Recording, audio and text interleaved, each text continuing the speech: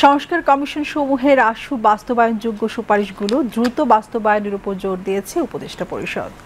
আজ প্রধান উপদেষ্টার কার্যালয়ে অনুষ্ঠিত উপদেষ্টা পরিষদের বৈঠকে সংস্কার কমিশন সমূহের সুপারিশ বাস্তবায়ন অগ্রগতি নিয়ে আলোচনাকালে এই জোর দেওয়া হয়। প্রধান উপদেষ্টা প্রফেসর মোহাম্মদ ইউনুস বৈঠকে সভাপতিত্ব করেন।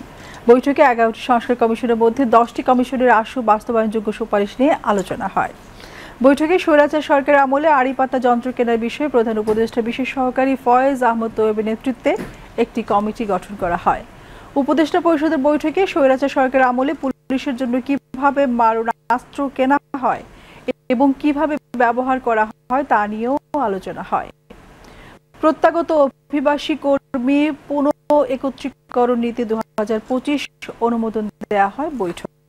এছাড়া সরকারি অফিস সমূহের কর্মসম্পাদন ব্যবস্থাপনার লক্ষ্যে প্রস্তাবিত সরকারি কর্মসম্পাদন পরিবীক্ষণ পদ্ধতি কাঠামোর অনুমোদন দেয় উপদেষ্টা পরিষদ। সভায় উপদেষ্টা পরিষদের সদস্যবর্গ, সংশ্লিষ্ট সচিবগণ সহ ঊর্ধ্বতন কর্মকর্তাগণ উপস্থিত ছিলেন। উপদেষ্টা পরিষদের বৈঠক শেষে ফরেন সার্ভিস একাডেমিতে সাংবাদিকদের ব্রিফ করেন প্রধান উপদেষ্টা প্রেস সচিব শফিকুল আলম।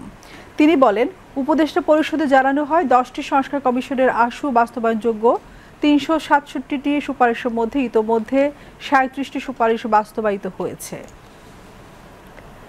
কনস্টিটিউশন সংস্কারটা ছাড়া মোট 10টা কমিশনের যেগুলো আশু সুপারিশ যেগুলো বাস্তবায়নযোগ্য সেগুলো নিয়ে আজকে আবার একটা বড় আলোচনা হয়। মোট হচ্ছে 367টা।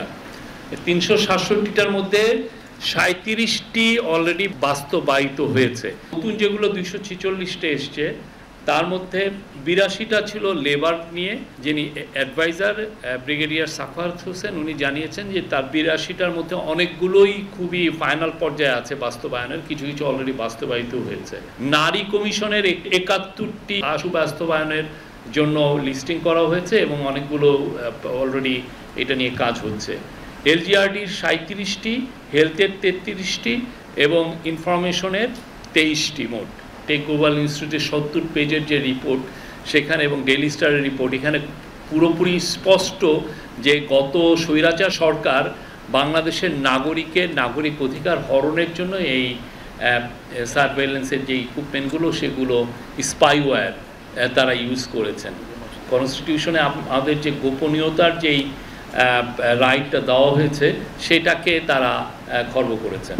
তো সেইটার উপরে একটা কমিটি করে দেওয়া হয়েছে যে এটাকে ইনভেস্টিগেট করার জন্য, যে কত টাকার কত মিলিয়ন ডলার এটা কেনা হয়েছে এবং কোথা থেকে এইগুলো কেনা আছে।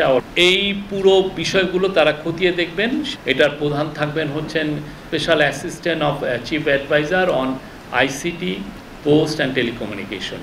পুলিশের জন্য কিভাবে মারণাস্ত্র কেনা হয়েছিল সেটা নিয়েও ইনভেস্টিগেশন হচ্ছে, কিভাবে এই মারণাস্ত্র প্রকিউরমেন্ট করা হয় এবং কিভাবে এটা ইউজ হয় গত স্বৈরাচার গভর্নমেন্ট।